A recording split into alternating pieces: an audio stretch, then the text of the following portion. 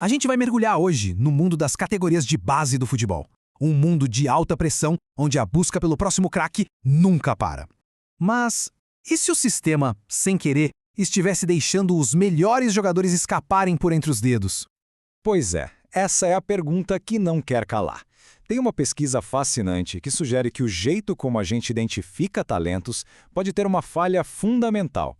Uma falha que acaba favorecendo a força e não necessariamente a genialidade. Ok, vamos direto ao ponto.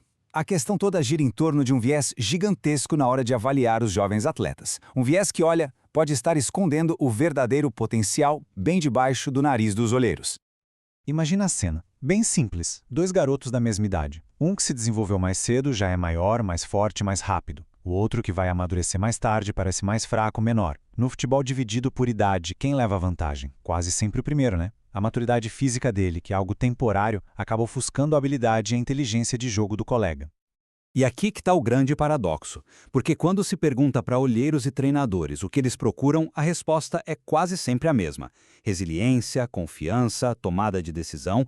Só que na prática, na beira do campo, um viés inconsciente faz com que eles se impressionem mais com aquele jogador que tem a vantagem física do momento.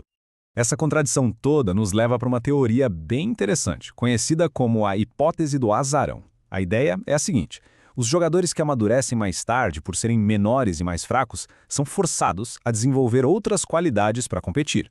Eles precisam ser mais espertos, mais resilientes, tomar decisões melhores, tudo isso simplesmente para conseguir jogar.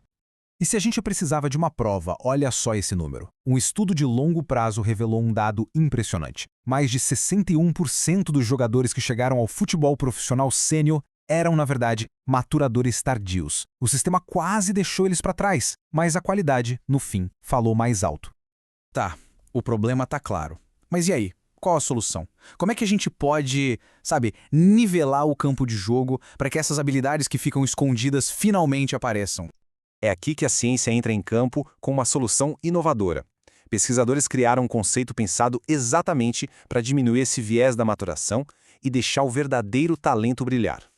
O nome dessa solução é biobanding, e a ideia, na verdade, é bem simples. Em vez de times sub-13, sub-14 baseados na idade de nascimento, os jogadores são agrupados com outros que estão num estágio parecido de desenvolvimento físico, não importa a data de aniversário. E o processo é todo científico, bem direto.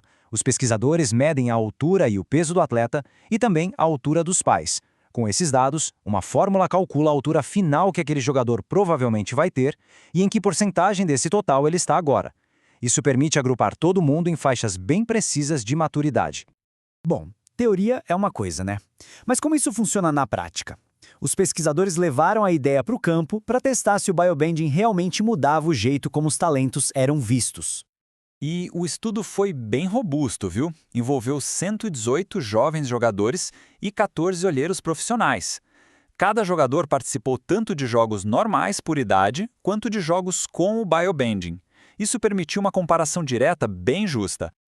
E os olheiros não estavam lá só assistindo, não. Eles usaram uma ferramenta específica para dar nota para os jogadores em 6 habilidades-chave. Tomada de decisão, compostura, resiliência, basicamente todas aquelas qualidades que, em teoria, definem um grande jogador muito além do físico.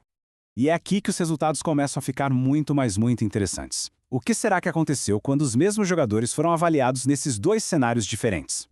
A conclusão principal foi simplesmente transformadora. Ao tirar a diferença física da equação, a percepção dos especialistas mudou da água por vinho. Eles não estavam mais distraídos pela força ou pela velocidade. Pela primeira vez, eles conseguiam focar no que realmente importa, a inteligência para jogar futebol. Vamos olhar para os números. De modo geral, todo mundo foi avaliado como o melhor tomador de decisão nos jogos com o biobanding. A nota média subiu de 2,81 para 3,13 numa escala de 5. Ou seja, o jogo, de uma forma geral, pareceu mais inteligente para todo mundo. Mas o pulo do gato não foi esse. A melhora foi geral, claro, mas para o grupo que mais sofria com o sistema antigo, os nossos azarões, o efeito foi simplesmente dramático. Olha só este gráfico. Para os jogadores menos maduros fisicamente, a nota em tomada de decisão saltou de 2,69 para 3,13. É um aumento de quase 17%. De repente, sem serem atropelados fisicamente, a mente brilhante deles para o jogo pôde finalmente ser vista por todo mundo. É a hipótese do azarão em ação. E por que isso acontece? A resposta veio dos próprios jogadores em outras pesquisas.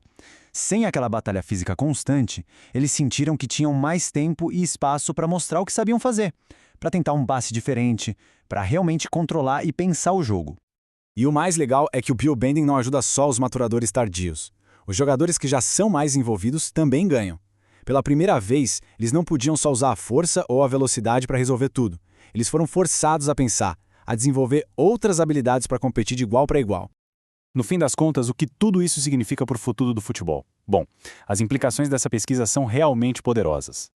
Resumindo a ópera, o biobanding é uma ferramenta fantástica. Ele oferece uma visão muito mais justa e completa do talento. Ele deixa os garotos menores mostrarem sua inteligência e, ao mesmo tempo, força os maiores a evoluírem. No fundo, ajuda a garantir que a gente não perca a próxima geração de craques só porque eles demoraram um pouquinho mais para crescer. E isso tudo deixa a gente com uma pulga atrás da orelha, né? Ao longo de tantas décadas usando um sistema que claramente favorece o físico, quantos jogadores geniais foram dispensados cedo demais? Quantos talentos incríveis o mundo do futebol nunca teve a chance de conhecer? A boa notícia é que a ciência, agora, está nos dando uma chance de descobrir.